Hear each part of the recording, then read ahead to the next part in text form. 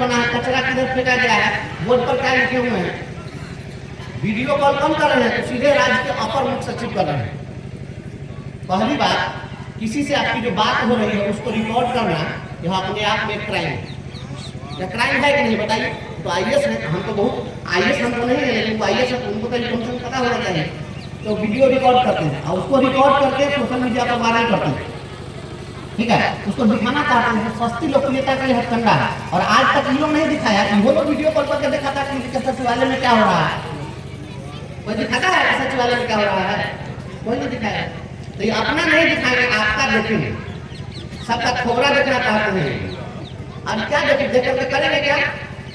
तो ये सोचिए कि किसी हम तो अपर मुख्य सचिव जी से मिलेंगे तो हम उनसे पूछेंगे कि वो IIT किए हुए और IIM भी है।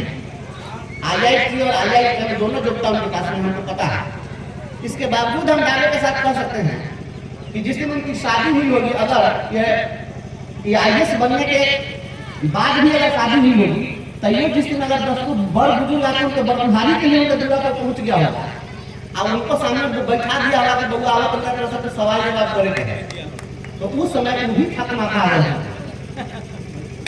क्या मैं सही बोल रहा हूँ कि नहीं बोल रहा हूँ? बताइए सच्चाई कौन सी बात है कि अगर 10 लोग सामान्य बुजुर्ग भी आकर के बैठ जाए और कितना पढ़ के लड़का IIT करके और IAS पास करके आ गया है बैठा दीजिए, तो उसके भी मन में भय पैदा हो जाए।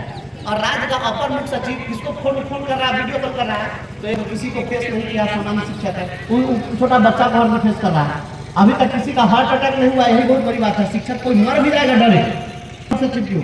वो तो हद से मर जाएगा, डर से मर लड़ेगा। प्रधानमंत्री कह रहे हैं 1 नेशन 1 इलेक्शन।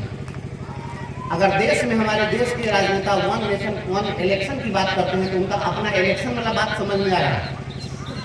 आम आदमी को शिक्षा से मतलब है, तो शिक्षा क्यों समझ में नहीं आ रहा है?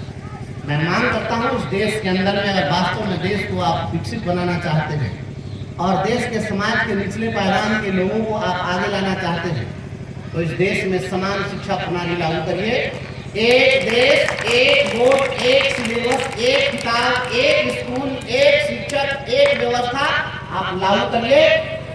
रानी की हो या हंगी की संतान, सबकी शिक्षा एक समान। आप इसको लागू करिए। समान शिक्षा प्रणाली लागू होनी चाहिए, क्योंकि इस देश के अंदर बहुरंगी शिक्षा व्यवस्था चल रही है। तो 2 रंगी शिक्षा व्यवस्था कह देते, 3 तरह की होती तो 3 रंगी शिक्षा व्यवस्था कह देते। इस देश के अंदर बहुरंगी शिक्षा व्यवस्था चल रही है। अमीरों के बच्चे कहीं और पढ़ते हैं, गरीबों के बच्चे कहीं और पढ़ते हैं, मजदूरों के बच्चे कहीं और पढ़ते हैं, कॉर्पोरेट के बच्चे कहीं और पढ़ते हैं, ब्यूरोक्रेट के बच्चे कहीं और पढ़ते हैं, अरिस्टोक्रेट के बच्चे कहीं और पढ़ते हैं। अपने देश में आज और दरिद्र का बेटा सुदामा भी पढ़ता है। जब दरिद्र का बेटा सुदामा पढ़ेगा और उसके साथ राजा का बेटा कोई राजकुमार पढ़ेगा और फिर वही राजकुमार जब राजा बनेगा तो दरिद्र सुदामा का भी दर्द समझेगा।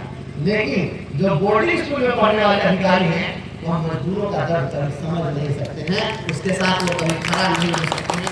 इसलिए इस देश के सारी समस्या का मूल कारण है कि यहाँ पर गरीबों के बच्चे कहीं और पढ़ रहे हैं, अमीरों के बच्चे कहीं और पढ़ रहे हैं। आप पूरे देश में उस हिंदी की जो पूरा किताब है उसमें मनोज तिवारी का व्यक्तित्व पढ़ाया जा रहा है।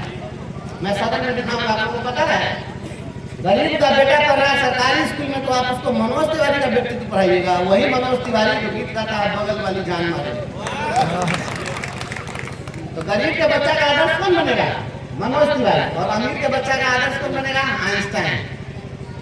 और जब नौकरी की परीक्षा लीजिएगा तो उसमें सवाल पूछेगा आइंस्टाइन से, मनोज तिवारी से सवाल नहीं। देश में जो हो रहा है आने के समय पूरे देश में अभियान चलेगा। सदन के अंदर तो हम बोलेंगे ही, सड़कों पर भी आवाज उठेगी और जन जन से आवाज आएगी। इसके लिए लड़िए, जाति पाति में मत बटिए। जाति में अगर बटिएगा तो जान लीजिए यही जाति पाति करने वाले जो लोग हैं यही लोग सबसे ज्यादा खतरनाक है समाज के लिए। और मैं तो एक और अपील करता हूँ कि जितने भी लोग हैं यहाँ पर, आप सभी लोगों से मैं आग्रह करता हूँ, एक काम करिए। यह बेनीपुरी जी की धरती है, बेनीपुरी जी से सीखिए। उनका वास्तविक नाम राम वृक्ष बेनीपुरी नहीं था, वास्तविक नाम जो था उसमें उनका जातिगत टाइटल लगा था, लेकिन उनको लगा कि जातिगत टाइटल होने के कारण, जातिगत टाइटल के कारण समस्या हो रही है, तो उन्होंने अपना जातिगत टाइटल हटा करके अपने गांव का टाइटल जोड़ा था।